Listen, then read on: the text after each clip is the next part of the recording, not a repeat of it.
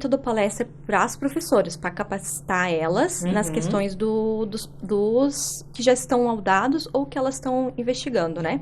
As mães que vêm para mim, além do neuro que deu o laudo, já fazer orientações necessárias para essa mãe não ficar preocupada desse jeito, no consultório a gente faz sim orientações tanto para a escola, a gente envia orientações, envia materiais para trabalhar com a criança, tá? Eu envio materiais e para a mãe também.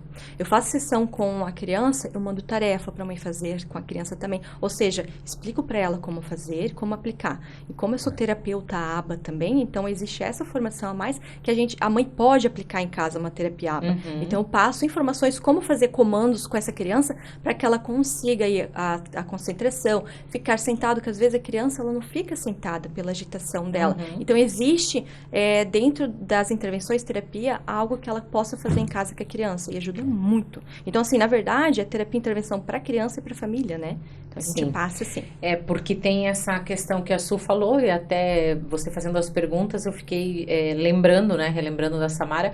A Samara, com certeza, não tem a hiperatividade. Né? Desde pequena, pelo contrário, tem de menos, mas a mente dela é extremamente ligada no 520, é um Maserati mesmo, né?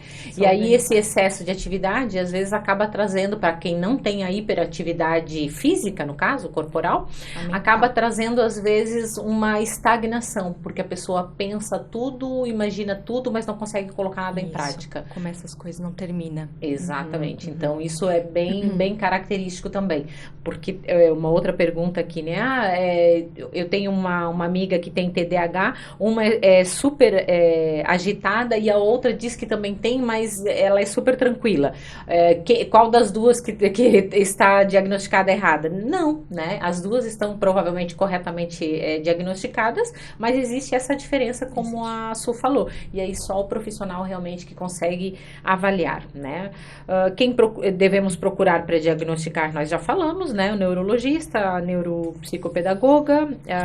Edna, posso fazer uma pergunta? Sim. Olha só, o que eu escuto no dia a dia, né? Doutor, olha, eu fui chamada na escola, a mãe, né, da criança, porque a professora me chamou que a criança está muito, como falou, não para, ou não consegue se concentrar, e tem que levar ela no psicólogo, né? Quer dizer, a pergunta é o seguinte: em geral, Suelen, nas crianças, na maioria das vezes, são as professoras que observam a alteração na criança ou já são os pais em casa? O que você nota? Em geral, são as professoras. E quando os pais vêm no consultório, eles falam: nossa, eu tenho a mesma coisa que meu filho. Eu acho que eu tenho TDAH, eu acho que eu tenho autismo. E acabam sendo minha paciente também. E acabam sendo diagnosticadas. Tá? Então, assim, professora vê porque elas estão nesse meio. Elas vê a diferença entre cada aluno, né? E a mãe fica tanto tempo fora, muitas das mães ficam tanto tempo fora, não consegue observar tanto o filho, ou comparando com outra criança da mesma idade. E como você falou, então tem uma carga genética bastante forte. Tem sim. Bem importante, tem né? sim, outra pergunta aqui, Su. Quais estratégias podem ser tomadas para aumentar o tempo de atenção da criança? Isso já é para a mãe que tem já o diagnóstico e que tenta estimular em casa, né? Porque normalmente o que a gente vê, as crianças têm ali pelo plano de saúde, 1 vez por semana, 2 vezes por semana, uma atividade específica para elas. Se a mãe não estimular ela em casa, esse trabalho é muito pouco, né? Sim, desse demora. atendimento. Então, como que essa mãe pode auxiliar, né?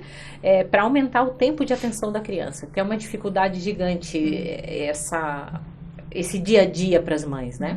Tem alguma dica, Su? Tá. Uma é tirar já as telas, né? Porque isso deixa a criança hipnotizada na tela, ela esquece o mundo ao redor. Outra, exemplo, se a criança tá na frente da tela e a mãe quer estimular ela com jogos, que é o que eu vou dar a dica agora, ela tem que fechar essa chavezinha que ela tá assistindo. Ó, daqui 5 minutos a mãe vai desligar a TV, tá? Em 5 minutos a mãe pega e desliga a TV, pra ela virar essa chavezinha, não ir lá e desligar. A criança, ela não vai se concentrar no que a mãe vai trazer agora. Daí, tá? Então, ela precisa encerrar aquilo na cabeça dela. Eu indico às mães sempre jogos lúdicos. Então, assim, quando a gente faz uma compra de um jogo, Mercado Livre, vamos falar bem simples aqui, no Mercado Livre, o jogo já fala para que estimulação é. E é jogos coloridos, são jogos de madeira que duram. E também tem a questão assim, a população um pouco mais carente, não tem condições de ir lá comprar. Dá para confeccionar.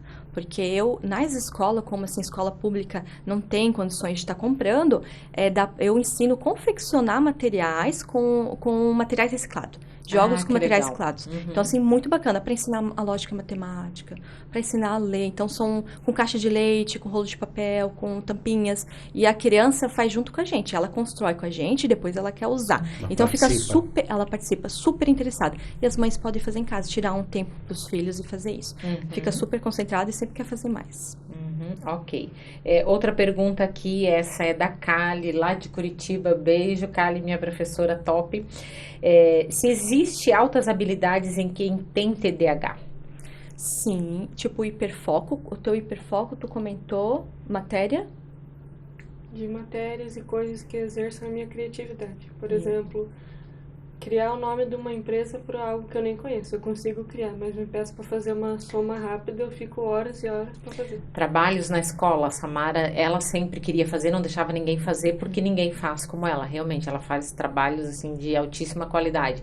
E aí, ninguém fazia tão bem feito. Então, ela pesquisa, leitura, essas coisas, ela é bem focada nisso. Então, dentro do autismo e do TDAH, a gente tem essa questão de autohabilidade, o hiperfoco deles, né?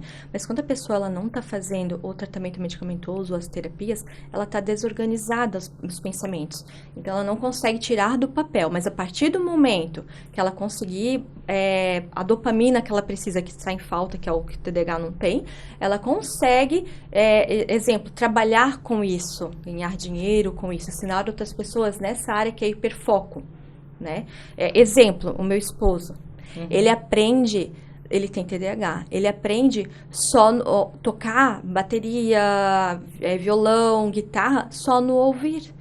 Ouvir é uma habilidade. Então, assim, se os pensamentos não estiverem organizados, ele não vai conseguir. Entende? Então, assim, a pessoa precisa, sim, procurar ajuda, tá com as terapias certinho. Se precisa tomar medicação, toma o tempo correto, né? A gente tem que saber que a pessoa tá faltando dopamina, a medicação traz, sim, e a terapia também. Então, a gente faz essa caminha juntos.